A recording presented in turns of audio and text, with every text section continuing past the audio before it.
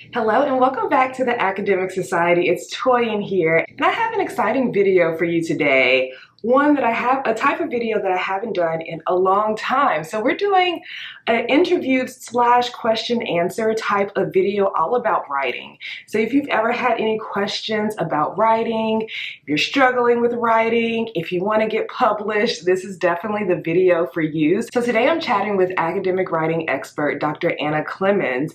And Dr. Anna Clemens has a researchers writing academy where she helps academics who are in STEM work on their writing and get their papers published in high-ranking journals. And so today I'm going to be asking her some questions that you all had about writing, and she's going to be sharing her best tips and tricks. And also we're going to be inviting you to a special co-hosted live webinar all about the writing process and how to get your academic papers published. So if you're interested in that, definitely keep watching this video. So I'm Toyin. I'm the founder of the Academic Society. I got my PhD in math and landed my dream job as a lecturer at a university. And I also create these videos about time management, productivity, as well as my academic lifestyle. So let's get into our chat with Dr. Anna Clemens. Remember, if you're interested in our live webinar that we're going to host together, it's happening on February 1st. Definitely check the link in the description. Also, there will be a recording available, so if you miss it, still sign up so you get access to the recording. All right, let's get into it. All right, hey everyone, I'm so excited to be here today with Dr. Anna Clemens from the Researchers Writing Academy. Thank you so much for agreeing to answer all of my grad students that I work with, all of their questions about writing today. So I would love it if you would introduce yourself and share a little bit about your background and why you started the Researchers Writing Academy. Thank you so much, Toyin. It's lovely to be here, and I'm very excited about this. So my name is Anna Clemens, and I created the Researchers Writing Academy, which is an online course for researchers in the natural sciences and medicine, few related fields.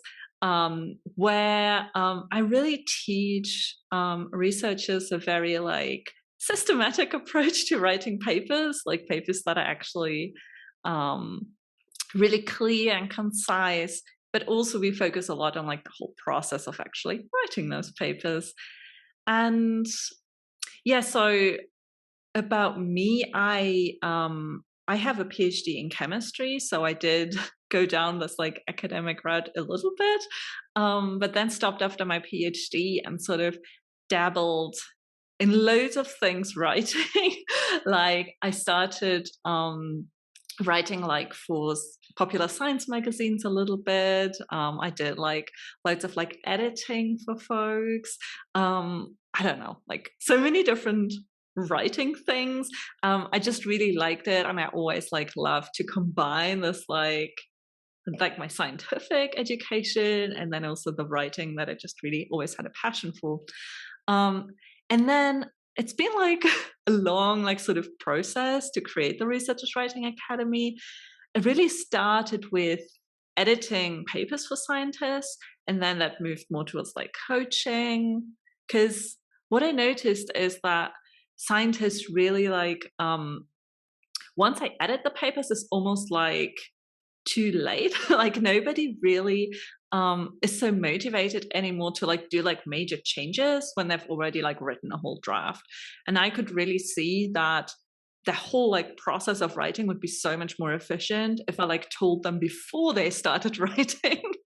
Oh, maybe just ask them in a few questions that will then form the whole paper. And that's what I then did in my coaching.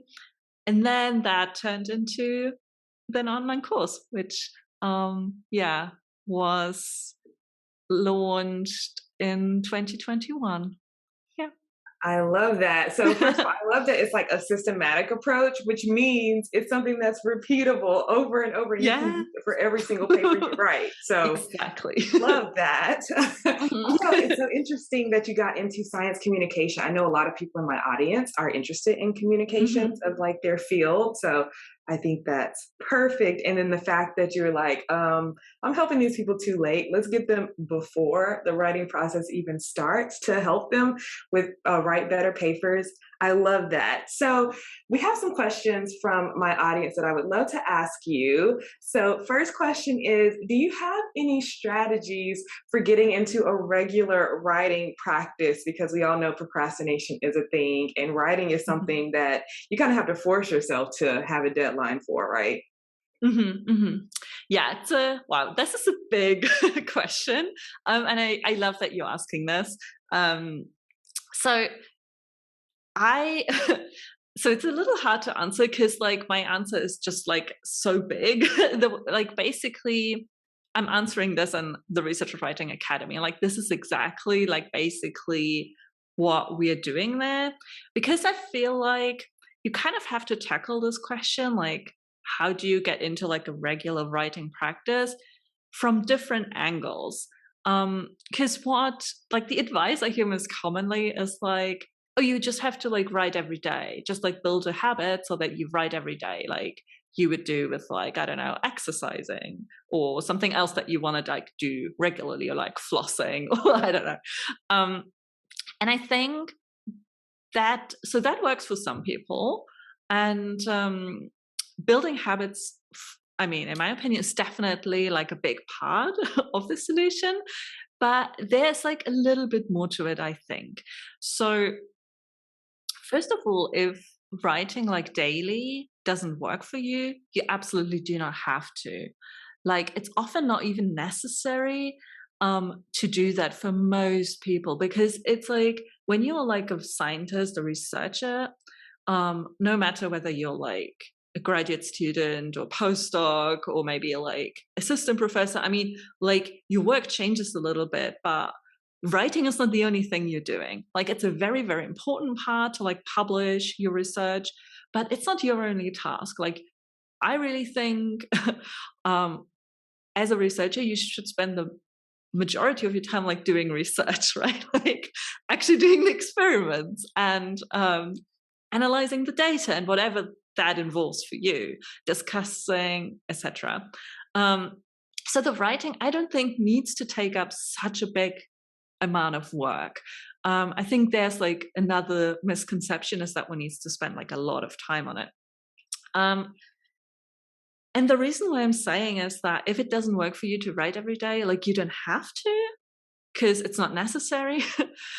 Also, if like you feel bad about not being able to write like every day, then well, I don't think you can build a practice like that, because when you get like when you don't look forward to writing, you know, when you're kind of like forcing yourself, or maybe even like kind of talking um I mean, kind of talking yourself down and like, I don't know, speaking harshly to yourself about, oh, I already missed like yesterday's writing session. And then you don't feel motivated. Like, that's not the point of it. Like, you want to feel really like motivated to like get started again. um, so this is why I think you need like a system um, where you know exactly sort of what you're going to do, what you're going to fill that time with. Like, building the habit is part of the equation, and things like finding out like when is my ideal time to write. Like, because writing is like deep work. Like, that's like you need to be super focused. You need to like, I mean, honestly, my tip number one is always like sleep. You need to sleep, you need to get enough hours, and enough hours for most people is like 7 to 9 hours. Like, that's like quite a lot. And you need to get that, because otherwise like there's no point. And once you like know when to write and like you have your routine down, you also need to think about, okay, what am I going to fill this time with? Like, and you want to have like a system, a process where you know exactly, okay, now I'm in step, I don't know, 3.1. The next thing I do is that. And then you can just follow your plan. And that is, and I'm seeing this so much with members of the Research Writing Academy who like move through their plan and they're like, wow, like I'm getting into flow state really quickly now. I'm looking forward to actually writing, and like that's the whole beauty of like having this whole process. So I love that was a very big answer. It's kind of like, I think it's a little more complicated than just like build the habit. Yes, well, I love that you said, first of all, you need to be researching, but the writing part isn't like, okay, now I have to write, now I have to spend all my time writing. It's I need to have a system so that my writing flows easily and it's not a chore, right? Exactly, exactly. Yeah. It should be fun. And Yeah. honestly, this is like really the beauty of having a process. And I'm hearing this from my students, and it is the thing that probably makes me the happiest, is that they say writing is fun now. Like they enjoy writing. And I always have enjoyed writing. So I just love when people are like, also, like see the beauty of writing. I love that. I love that so much. Okay, so we need to have a system and a plan for like the whole writing process, but how do you even get started? So if you want to start working on a new writing project, what is like the first thing you need to do? I love this question. That's probably actually the question that made me start the Research Writing Academy. Because I've been getting it so much. So whoever asked this question, I just want to say you're not alone. You're definitely not alone, because I think most researchers are asking themselves this. So basically, like the very first thing I would start with is create a process. And now this is a little abstract, especially if you've never like written anything. It's a little hard to do this like from scratch on your own. But once you kind of have some sort of idea about like, when am I gonna write, how many writing sessions per week can I like realistically bake into my schedule, etc. Those kind of preparatory things, I think that should come first ideally. But this can also evolve as you go, like if you're not sure how to do that. And then in the process itself, like what should come first? I think definitely looking at your story. So a very common mistake is that like when you want to write a paper and you sit down and you start like writing, right? Like, because you're writing a paper. And I think actually it's a lot more efficient if you save the actual like typing, like typing words and like sentences and paragraphs for later, and first really look at, okay, what is my story? Like, how do I want to, like, what story should my paper tell? And really think about that, like really defining what I call like key story elements. But as long as you like know exactly what your story should be like, and then I think you can start like outlining your sections, and then you can start writing. I'm not a big fan of just like start writing, because I think in the end it's just an inefficient approach. Okay, so I love that the first thing you said is not just like sit down, start writing, right?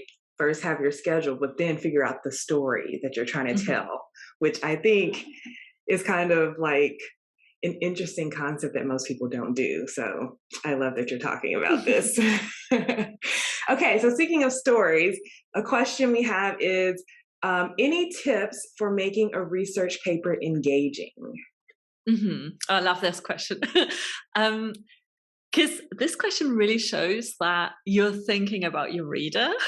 And that really is what I think is the most important thing. Like, if you want to make your writing better, you have to sort of flip your perspective and really think about, and this is not only about writing papers, really whatever you're writing, like whether you're writing an email or, I don't know, when you're like in research and write like a grant proposal, or like a paper, like whatever you're writing really. I think the most important thing to make your work an easy read or an engaging read and compelling read is like to think about, how is the reader, like who is my reader? When will they read the paper? How will they, like, what will they like state be like?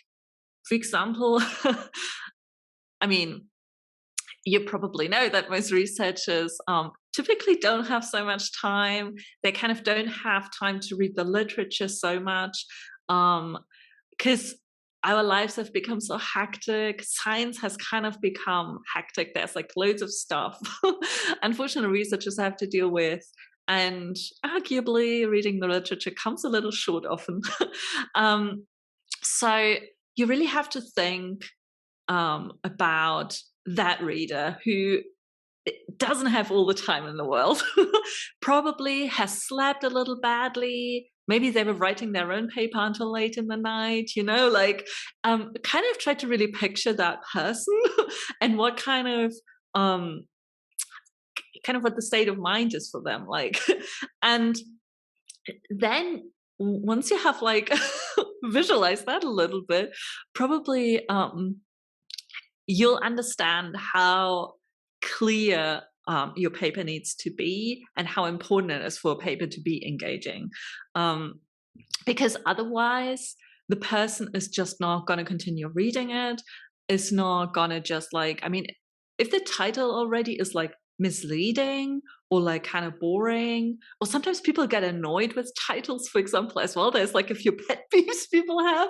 If you do one of those, then the person won't even click on your paper. And then sort of the next hurdle is the abstract, right? If that isn't compelling, the person isn't going to continue reading. So you always have to make sure that your paper is engaging. So how do we do that?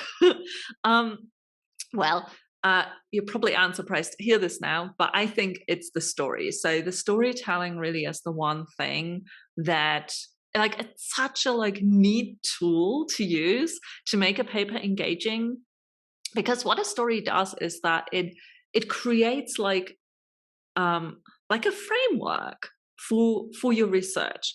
So let's say you have your findings, your results, all your data, and you can't just give that to someone. You can't just go and show someone the table or the graph or whatever, however your results are presented. That just isn't enough. Unless it's someone who worked with you, who knows your work really well. But if the person is a little removed, you need to give them context. And this is what the story does in a very structured way. So I think, and this is why I think it's important to do this in the beginning of the process, is to really craft a story. And then so the first step is identify the story really, really well. And once you have done that, you want to cut out everything else that doesn't really matter for that story. So a lot of papers, unfortunately, have too much fluff around the actual story. So you want to have your story, and that's enough. Your one story that you're telling is enough. It should be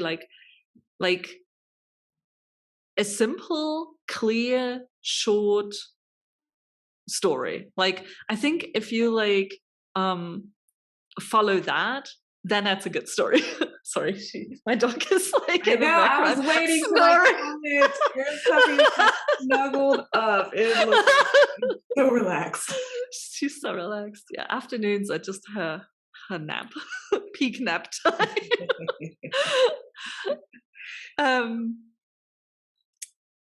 So that's, I think, how you make a paper engaging in a nutshell. I love that. I feel it's kind of it's very creative. So even though you're talking about science and STEM writing, there's still a creative process and a story that you're telling. And it really makes me think of movies, which I love watching TV and movies. And I really get taken out of a story if there's too many side stories going on and extra information that's not important. I just want to get into the meat of the story. And so that's what we should be focusing on our papers. It's just what is this paper actually about, and not doing the most. That's such a good point, because actually, when you also think about which are the big movies, the movies that really bring in a lot of money, those are usually the movies with very simple storylines. like that don't have a lot going on. Like they have a very easy to follow like storyline, and it just shows you how that just works. Like it doesn't have to be fancy. And I think especially in scientific writing, where sorry, there's something going on outside. I don't know if my mic picks that up. Um, yeah, if you like, I always say like your science is complicated enough, probably. You want to make the communication of it as easy as possible so that it isn't so that just isn't so hard to understand. Like it's already probably hard to follow because there may be like some jargon you use, some like more complicated concepts. So you really need to like counterbalance that with like an easy to follow story and writing that isn't overly complicated. Yeah, there is some other like tips and tricks one can do to like, yeah, get your writing like flow and stuff like that, which like all together then is just what, yeah, your readers are gonna like love it. Oh, I love that. It actually kind of makes me excited to read a paper. Like if I knew the paper was going to tell a good story, then I would actually want Right? Yeah, to. yeah. That is awesome. Okay, so what if you're struggling with like finding the story? And so the question is, what should I do when I experience writer's block? Oh, yeah, writer's block. Um, writer's block is a very like common phrase that people use a lot, and I think it's used in like first of all, I should say I sympathize because we all, I think everyone who wants to write or is writing has experienced like kind of a block or like has experienced that it's challenging. Um, and I think when people say like writer's block, I feel like it's like a very big term that can mean a whole lot of things because I think it comes a little bit more from like fiction writing, where authors would go and say like, "Oh, I have writer's block," and that means more like the more creative, like thinking of a storyline, things like that. Which I think you can't really translate that to like the more like non-fiction writing we're doing because it's not. It is creative, like you have to think of a story, but you're not like fantasizing, right? You don't need this kind of inspiration so much as someone who's writing fiction. So I'd be a little, how should I say? Like, I think there's different types of writer's block. And most likely, like if you are rather novice writer, I think like, and you experience writer's block, I would just say, yeah, welcome to the world of writing. This is how it is. It is hard because writing, I just want to say it's like so hard and challenging. And we all have it. Like we all find it hard. We all struggle when we are writing. And a realization I've had rather recently actually is that just because you're struggling, it doesn't mean that what you're producing, what you're writing, actually is not good. It's often actually, in my like, it's just a very subjective experience that I've made is when you struggle a lot, it often means like something's going on, you know, you're on your way to actually create something that's going to be really, really good. You're just doing maybe something a little different than you're usually doing. Maybe you have like approach a different topic. So it's like, just take it maybe as a sign of like, oh, actually, maybe I'm on my way to produce something great. And there can be maybe other reasons for writer's block as well, but I think the most common one is that, especially when you're like new to writing, is that maybe you don't have a process. Like maybe it is rather that you don't really know where to start, or that you kind of got in a weird loop of having to re-edit what you've written, and that's just frustrating. And then the whole process with like together with your co-authors, like your supervisor, that's just like super frustrating, and that makes you like kind of blocked and not wanting to do it, because we often feel in like all the emotions as well. And I'd really try to like, if you experience that, I would really try to like analyze it a little bit and see what comes up. And I think in most cases, it's that, has anyone ever taught you how to write? Like, because honestly, like that happens so rarely, weirdly, in like grad school. Like most of the scientists who are in the Research Writing Academy tell me they've never had any training. Like they've never had any proper academic writing training, never been formally trained. Like that wasn't just part of the curriculum ever when they like did their, I don't know how many years in university to get to their position. And that's just a very sad, weird reality that we have. So yeah, I just like really try to understand where this feeling of like the block is coming from, and maybe you just need to learn the steps. I love that you're kind of like normalizing the writer's block as like, okay, we all experience this, but maybe, when you have a system, what, like, I imagine that your students inside of the Researchers Writing Academy, they're following your system. And so the writer's block probably happens a little less for them.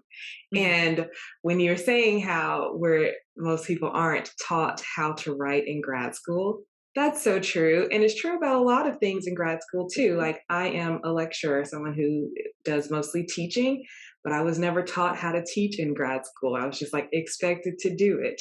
I was not taught how I'm supposed to manage my time in grad school. I was just expected to do it. So I'm Right. glad that you're helping people do like Mhm. one of the most important parts of the academic job, right?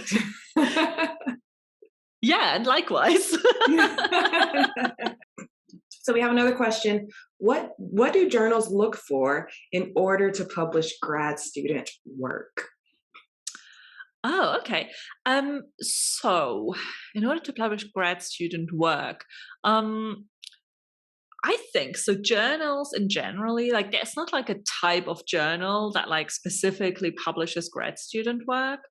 Like you typically publish as a researcher in a journal because you have like you've done a research project and you have some like interesting data, and then you go like, oh, I want to publish that data. And it doesn't really matter whether you're like a grad student or not, or whether this was like a master thesis project or just like an undergraduate research project. Like that really doesn't matter for the journal. Um, I've had actually a client in the past who, on his own, went on to publish some of his data because he didn't get the support, etc., from his research group.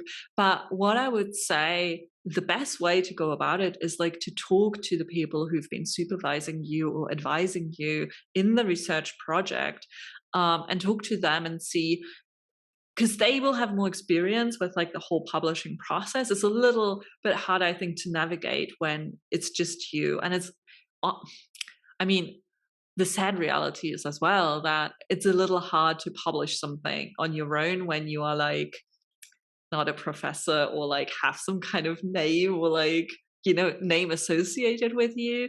Um, but so what I think is great is that you're thinking about the journal now.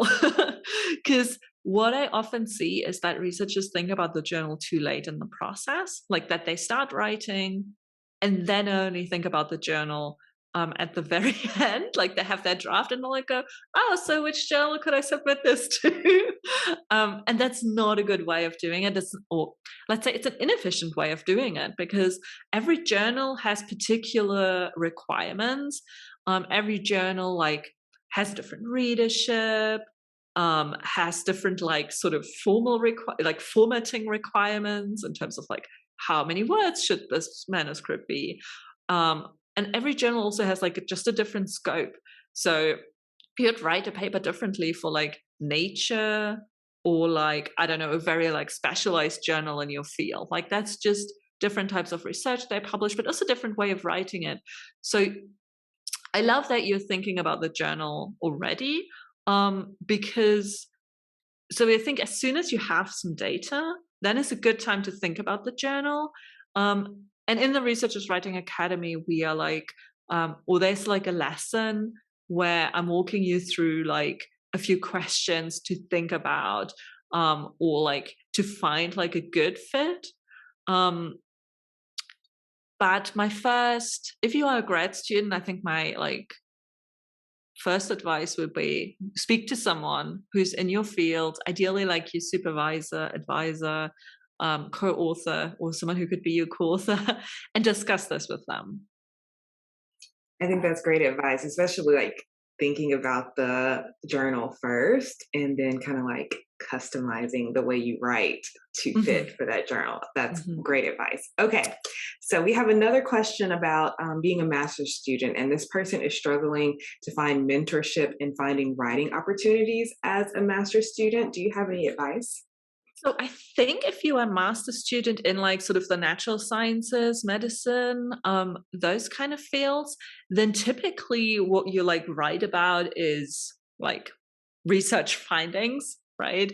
So I guess what you are looking for is like a research project, like something to produce, something so that you can write about. Um, and actually, there are usually opportunities in many research groups. They're actually happily taking on like undergraduate research projects. Even if that's like for me, for example, there's actually part of my degree, but I realized it's not so common. But we actually had to do like I think even four like research projects with different groups, which I loved. Um, because you get to see a lot of different research and how different people work. And actually, so if you are interested in an academic career, I can only recommend this. Like, even if it's not required, do as many research projects as you can in like fields or groups that interest you. And now I think the question was how to find those as well, right? Um, I don't know. I would just start either looking on like lab websites, like actually more and more research groups have really nice lab websites, and often I actually read please contact us for like research projects, undergraduate projects, or if you have like a teacher in a course who happens to be maybe a researcher as well, even if it's like not like a professor, maybe it's a tutor or someone who may just work in a research group as like a postdoc or maybe a PhD student. I would approach them and just ask um, if there's any opportunity or if they know of anyone, because I guess the advice is just ask. um, because there is usually people happily take on undergraduate research students, and it's such a good opportunity as well to do that. If it's not required, then you're actually going to stand out like so much. Like this is going to be so good for you, and all the experience you're getting will be like so valuable. um, and looking a little bit outside what you know as well, I can maybe like recommend, this is very much what I try to do. So I did a chemistry degree, um, and I really try to cover loads of different fields within chemistry to really understand like where do I want to go. Um, and what I also did, of course, that's like optional, depends how interested you are. But I also went abroad actually to do one of those research projects, and that like opened like a whole new world for me. I just want to tell you like this is possible. Like I'm based in Europe, and I did go like abroad within Europe, um, which may be a little easier than like going abroad from the States. But maybe if you are in the States, you can go to another state, you know, like there's so many possibilities, and people happily take on students, like, and they're really happy as well about students who are like taking that initiative. That's my experience anyway. Yeah, I think you're so right. There are opportunities out there. You actually unlocked a memory for me, but I participated in summer research projects every summer as an undergraduate and even Wow. a couple summers um, as a graduate student at different universities. But the memory you unlocked for me was I actually did a research project in high school. There was this grant out there, and I was able to go to the university in the city that I lived in, and I worked in a chemistry lab. I was like Cool. testing things. I completely forgot that I worked in a chemistry lab, and I worked with undergraduates, graduate students, and postdocs on that Uh-huh. project as a Wow. high school student. That's so cool. Obviously, I didn't quite know everything what I was doing, but they could teach me how to use the different machines and stuff to test Mhm, things. So, but mhm. yeah, I love that advice Exciting. there. I know. Okay, let's see. Okay, so another question, kind of switching gears about publishing papers. So, what are the most common reasons a paper gets desk rejected, and how is a desk rejection different from a rejection after a peer review? Oh, yeah, I love that question. Um, Desk rejection is very, very common. So, a desk rejection means when you submit a paper to a journal, and then if typically like a few days later, maybe a week later, you get like an email immediately back from them, and that goes like, "Oh, we are so sorry, but at this time we couldn't um, publish your paper or send it out to peer review."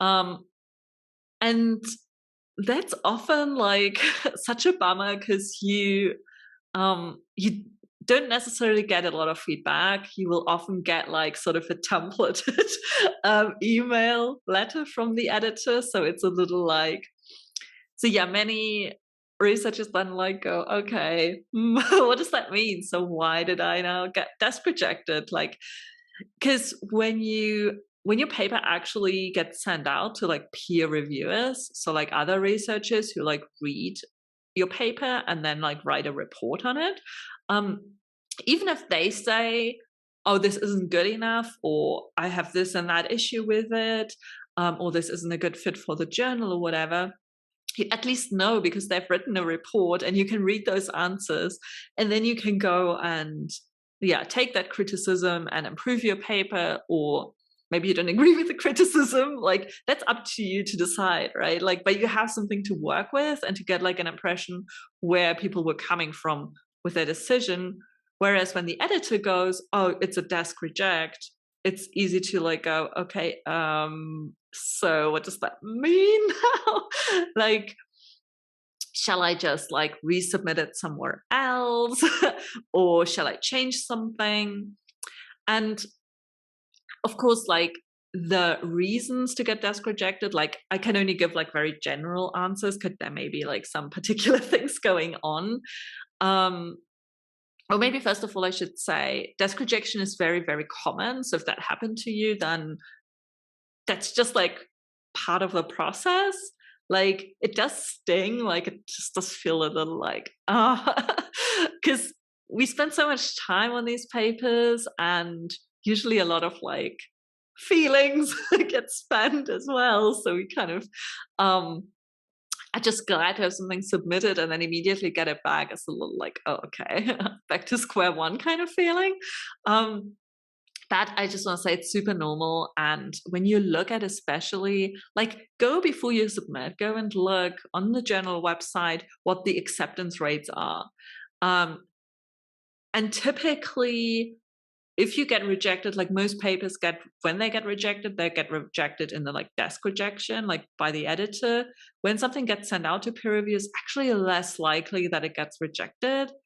Um, so if, for example, I mean, science and nature are like very hard to publish in. And I believe they have like acceptance rate that are somewhere between like 5 and 8%. So you can like calculate your chances and just how likely it is. Like you can get like an idea of how likely it is that your paper's getting desk rejected. So definitely don't think like your research is bad or whatever. And there's thousands of stories of researchers who have I think there's even like Nobel Prize winners who have had their particular idea like desk rejected, desk rejected, desk rejected by so many journals. Because sometimes also when you're onto something really, really groundbreaking, then maybe people don't believe it, you know, and they go like, I'm not sure I'm buying this, you know, and then it just may be harder. Yeah, just that as sorry, my answers are so long. But that as like a little disclaimer, maybe. And now onto the reasons why a paper could be desk rejected.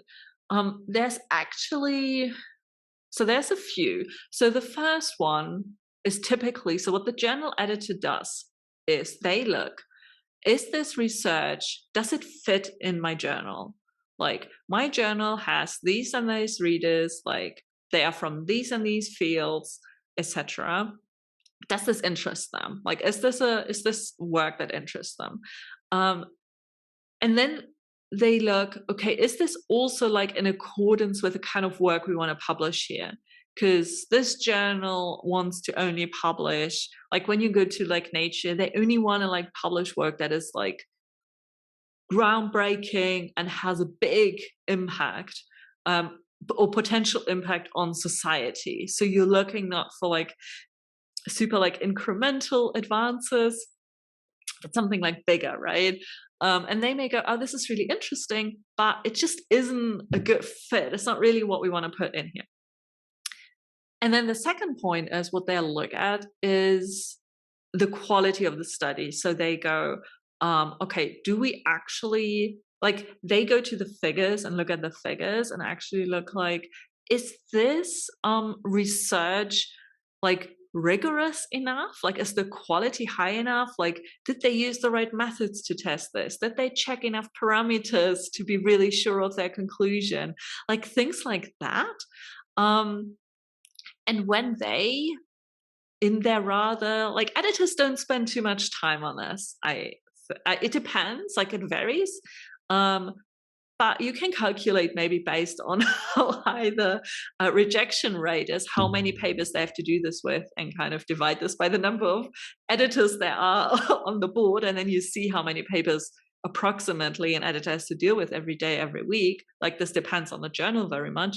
But there may be journals where the editor doesn't spend a lot of time on this. And then they go and see the figures. I don't know. I don't really see that this is quality work, and then they go reject.